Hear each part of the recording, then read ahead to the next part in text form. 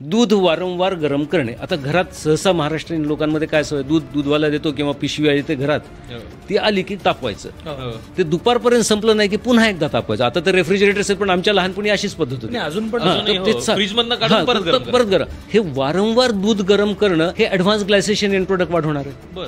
आणि हे ओबेसिटीजन आहे, ओबेसोजन आहे. ह्याच्यामध्ये हे जे ऍडव्हान्स ग्लायसेशन एंड प्रोडक्ट, त्याच्यात दोन मुख्यतः मॉलिक्युल असतात. एक असतं CML म्हणजे कार्बॉक्झिमिथिल लायसिन किंवा CEL कार्बॉक्झी इथिल लायसिन. या प्रकारचे केमिकल्स तयार होतात. हे केमिकल्स तुमच्या रक्तवाहिन्यांना कडक करतात, तुमच्या आरबीसींना कडक करतात. आरबीसीची फ्लेक्झिबिलिटी किंवा फ्लुइडिटी आम्ही ज्याला म्हणतो ती फ्लुइडिटी जाते आणि मग ते छोट्या छोट्या रक्तवाहिन्यातनं पास होत नाहीत आणि मग आपल्याला अटॅक येतो किंवा मग लिव्हरवरची सूज वाढायला लागते, लिव्हरमधली चरबी वाढायला लागते. हे सगळे रिसर्च पेपर, ह्याच्यावर प्रचंड रिसर्च पेपर्स आहेत. तुम्हाला पाहिजे तेवढे रिसर्च पेपर्स मिळतील. अनफॉर्च्युनेटली असे रिसर्च सरफेसवर येत नाही. फूड इंडस्ट्री त्याला सरफेसवर येऊ देत नाही.